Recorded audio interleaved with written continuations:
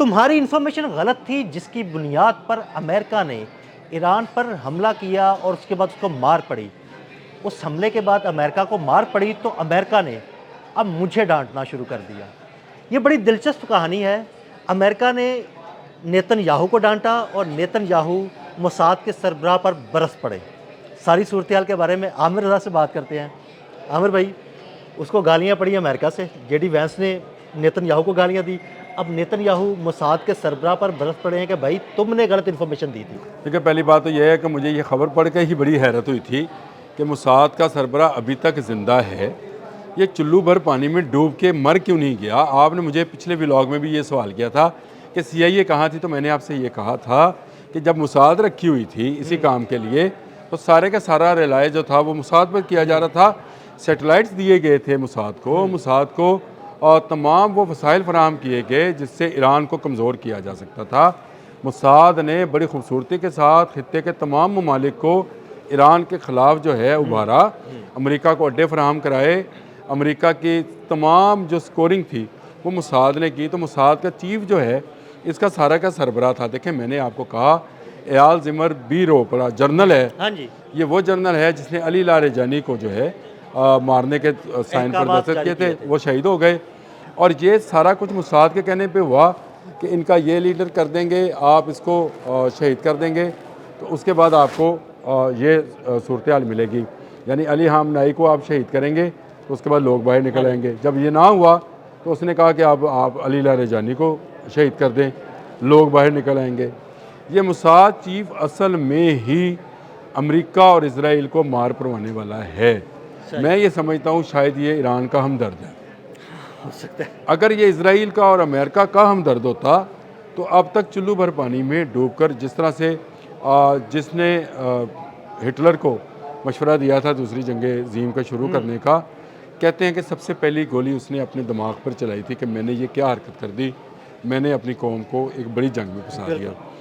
एक ऐसी जंग जो कि अभी मुसल्लत नहीं होनी थी इन पर, जो कि ईरान नहीं चाहता था। ईरान इस जंग से खत्तुल इम्कान कोशिश कर रहा था कि बचा ईरान तो रहे। किसी किस्म का हमला नहीं करना चाहता था, उसने तो सिर्फ अपना दिफा किया है। अब आप मुझे समझाएं, इसकी एक हरकत की वजह से जो कि इसने इजराइल से पहला मिसाइल चलवाया, नेटो चला गया, यूरोपियन यूनियन चली गई, उन्होंने कहा ये वार ऑफ इजराइल है। ऐसे ही है। ईरान ने कहा जी मेरा फर्स्ट टारगेट इजराइल है। हाँ जी, छोड़ दिया उसने अमेरिका को। उसने कहा अमेरिका के जो बैरी बेड़े आते हैं, जहाज आते हैं, छोड़ें, पहला टारगेट मेरा इसराइल और मैं तबाही मचाऊंगा। पहला मिसाइल क्योंकि चलाया इसराइल ने था और ये मोसाद चीफ की ही थी।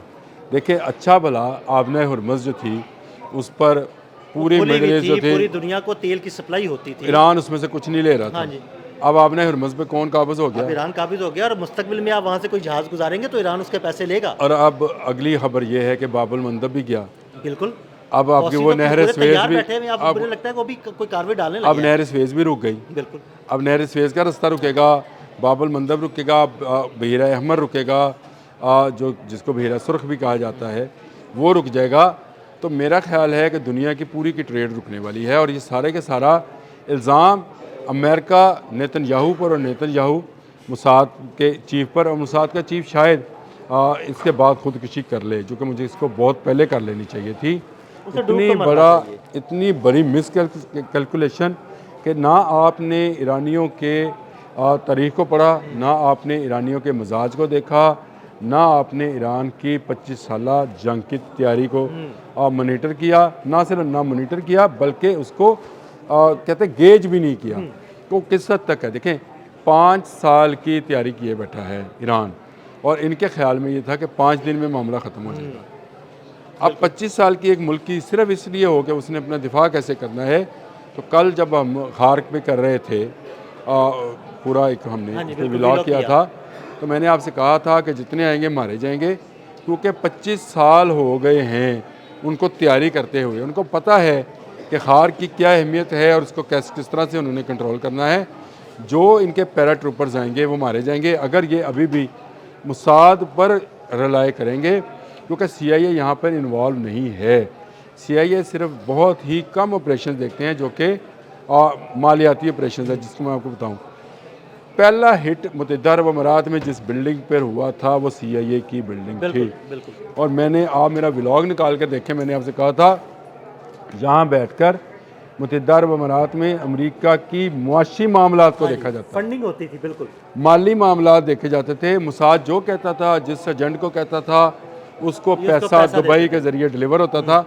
और ये वो ऑफिस था जो इनका जिसको आप समझ लें HR था CIA का। बिल्कुल ठीक। मुसाद लेके आता था बंदा, मुसाद ही पूरे राब्ते का तैयारी करता था, अमेरिका उसमें इन्वेस्ट करता था। और ये बिल्डिंग पहली बिल्डिंग थी जहाँ पर 10वें फ्लोर पर इनका, हाँ जी, और इसी पर पहला शायद 136 अगर आपको याद है, मैंने उसके फौरी बाद कहा था कि ये किसी बिल्डिंग पर हमला नहीं है, ये CIA का, और बाद में अखबारात में आ भी गया कि ये CIA का ऑफिस था। इस सब ऑफिस को ख़त्म करने के लिए जो है उन्होंने ये काम किया है। तो मुसाद के चीफ को तो चपेड़े हाँ जी, पढ़नी चाहिए। पढ़नी चाहिए। मैं तो ये समझता हूँ, और मैं हैरान हूँ कि ये शख्स अभी तक ज़िंदा है जिसने अमेरिका जैसी सुपर पावर को 2 कौड़ी का कर रखा है। अच्छा आमिर भाई, देखिए मेरा एक सवाल है, वो सवाल ये है कि दुनिया की चंद बेहतरीन खुफिया एजेंसियों में मोसाद का शुमार किया जाता था। इसका मतलब है कि इस नाकामी के बाद अब दुनिया की सबसे नाकाम एजेंसियों में इसका शुमार होगा। इस जंग के बाद नहीं, देखें जंग जून के बाद ही ये नाकाम थे। जंग जून में भी इनका यही ख्याल था कि 12 रोज़ की जंग में ईरान हार जाएगा। अच्छा, ये ईरान के मिसाइल को गैजेट नहीं कर सके थे, खत्म होगी बात। जंग मई में ये भारत के साथ खड़ी थी मुसाद, इन्हें तब भी मार पड़ी। इन्होंने फिर गलत अंदाज़ा लगाया। इनका अंदाज़ा ये था कि हम जब यहाँ पर हमला करेंगे और मासूम मदरसे के लोगों को करेंगे तो दुनिया बाहर निकल आएगी। उस वक्त पूरी एक पॉलिटिकल पार्टी के लोग जो थे वो उनका एग्रेशन था, और वो बाहर निकलेंगे और हमें मौका मिलेगा, हम उस पर ऑपरेट कर सकेंगे। नाकाम हुए। मुसाद ने बलूचिस्तान में पिछले दिनों जो आपको नज़र आया, मुसाद का प्लान था और उसमें मुसाद ने बुरी तरह से मार खाई। देखिए, एक एजेंसी मार खाती है ईरान में, एक एजेंसी मार खाती है पाकिस्तान में, वही एजेंसी अब मिडल ईस्ट में मार खा रही है। तो दुनिया की बेहतरीन एजेंसी तो ना हुई। बिल्कुल, दुनिया की बेहतरीन एजेंसी वो होती है जिस पर इस वक्त पूरी दुनिया जो है रिलाय कर रही है कि ये हमें बचाएगी। हाँ जी, हाँ जी, बिल्कुल। दुनिया की बेहतरीन एजेंसी तो फिर वो हुई। CIA इसलिए बेहतरीन एजेंसी नहीं है कि CIA ने आगे अपना ठेका सबलिट किया हुआ था। तो सबलिट किया हुआ ठेका जो होता है भाई, वो उसके ज़िम्मेदार आप हो। मिसाल है, जूतों की एक दुकान का कोई ठेका ले लेता है, अच्छा जूता है या बुरा जूता है, वो कंपनी का नाम ही बदनाम है। तो आपने किसी हद तक तो आपकी बात ठीक थी कि CIA, लेकिन CIA ने जो जानवर वहाँ बांध रखा था वही वफादार नहीं है, वो अपने साथ भी वफादार नहीं है। अस्करी मैदान के ऊपर इस तरह से मुल्कों के अंदर क्या कुछ हो रहा है और उनकी पावर क्या है, उसको गैजेट करने का किसी किसी के पास जो है वो तरीक़ाकार होता है। मैं ये बिल्कुल तस्लीम नहीं करता हूँ कि मुसाद दुनिया की बेहतरीन, मुसाद दुनिया की सबसे गंदी एजेंसी है जिसने इस वक्त इसराइल को भी मार पड़वाई है और उसके हाथों अमेरिका भी जलील हो रहा है। और ये मुसाद का किया जा रहा है।